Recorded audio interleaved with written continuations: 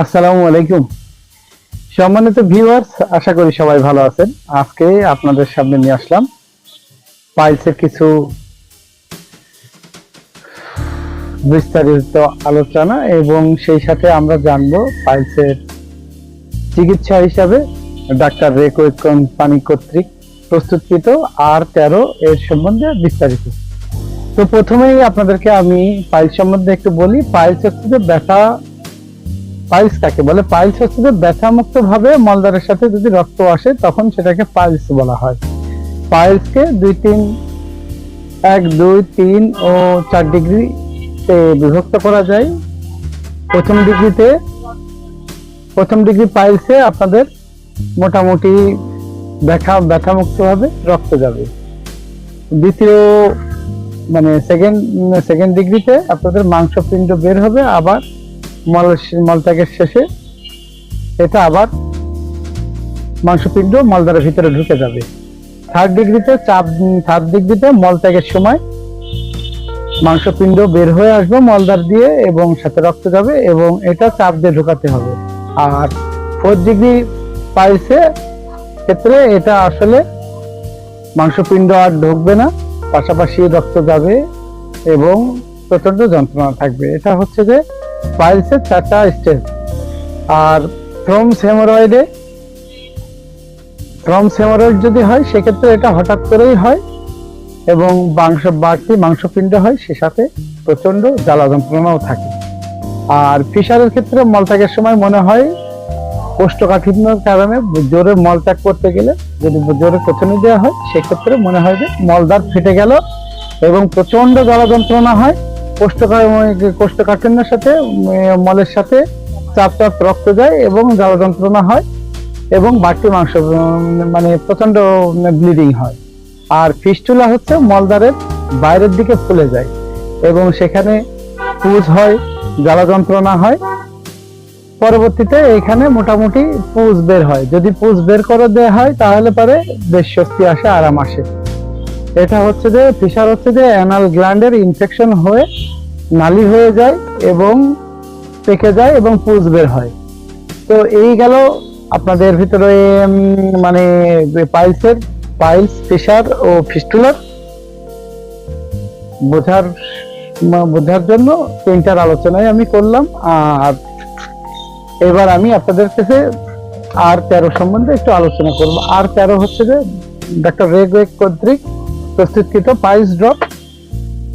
এটা নিয়ে যদি আমরা আলোচনা করি তাহলে আমরা প্রথমে এটাতে দেখতে পাবো যে ডাক্তার রেকো এর তৈরি পাইলস বা রক্তের অশ্বড্রপ, হেমোরয়েডাল ড্রপ এর উপাদানগুলোর সময় যদি আমরা দেখি তাহলে আমরা প্রথমে দেখতে পাবো এটাতে আছে অ্যাসকুলাসিড D3, কলিনসোনিয়া can D4, graphites D8, তারপরে হেমামালিস D3, তারপরে ক্যালিয়াম কার্বনিকাম আছে, লাইকোপোডিয়াম D5 আছে, পিওনিয়া অফ আছে, সালফার আছে, অ্যাসিড নাইট্রিক আছে, নাক্সভূমিকা D4 আছে।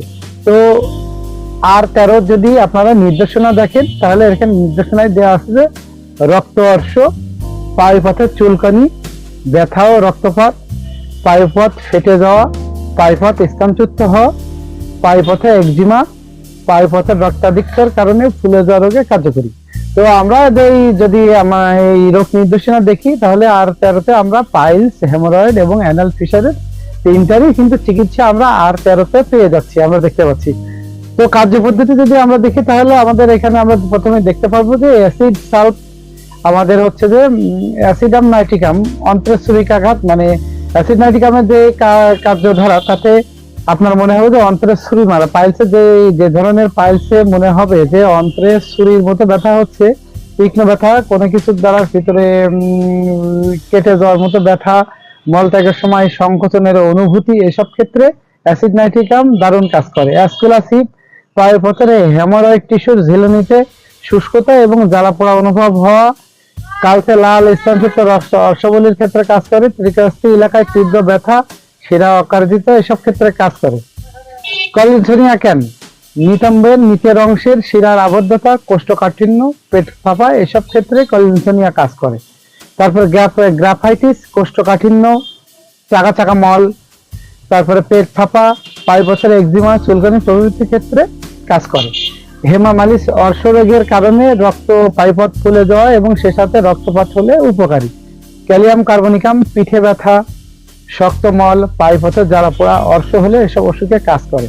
লাইকোপোডিয়াম পেটে অতিরিক্ত গ্যাস, পেট ফাঁপা, কোষ্ঠকাঠিন্য, পেট পরিষ্কার না হওয়া, অর্শরোগের দারুণ রক্তক্ষরণ, পাইপথের স্থানচ্যুতি, মাংসপেশির মোচড়ানো ব্যথা অনুভূত হয়, সাধারণত কোনো কারণ ব্যতীত মানসিক উদ্বেগ, উৎকণ্ঠা, কোষ্ঠকাঠিন্য, পেটের রক্তাধিক্যে লাইকোপোডিয়াম কাজ করে।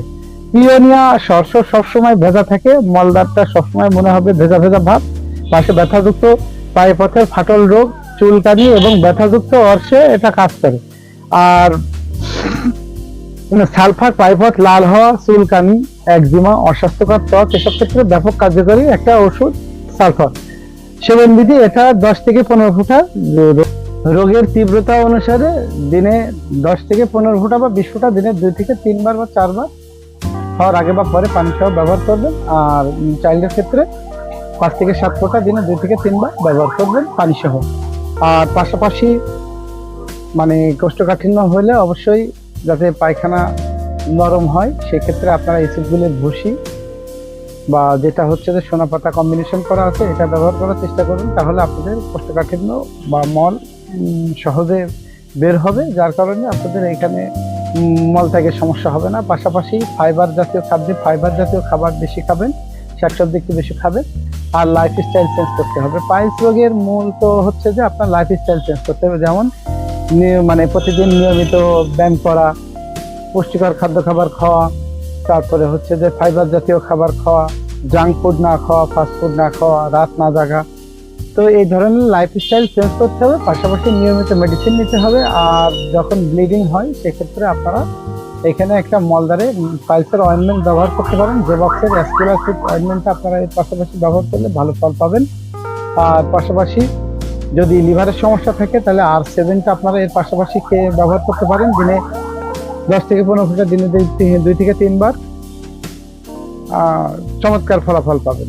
তো যাই হোক, এই ছিল পাইলস নিয়ে আজকের আলোচনা আর R13 আলোচনা। আপনারা যদি কেউ মলদারের এই সমস্যাগুলোতে ভুগে থাকেন, পাইলস, অর্থ বা পিস্তুলা এই সমস্যা যদি ভুগে থাকেন, তাহলে আপনারা এটা চোখ বন্ধ করে ব্যবহার করতে পারেন, আশা করা যায় যে ভালো ফলাফল পাবেন। আর এই বিষয়ে বিস্তারিত জানার জন্য আমাদের ডেসক্রিপশনে দেওয়া নাম্বারে যোগাযোগ করলে আপনাদেরকে আমরা ফ্রি পরামর্শ দিয়ে থাকি। আর পাশাপাশি আমাদের কাছ থেকে ওষুধ সংগ্রহ করতে চাইলে ডেসক্রিপশনে দেওয়া নাম্বারে যোগাযোগ করলে আপনারা দেশের যে কোনো জায়গায় কুরিয়ার সার্ভিসের মাধ্যমে ওষুধ পাইতে পারেন।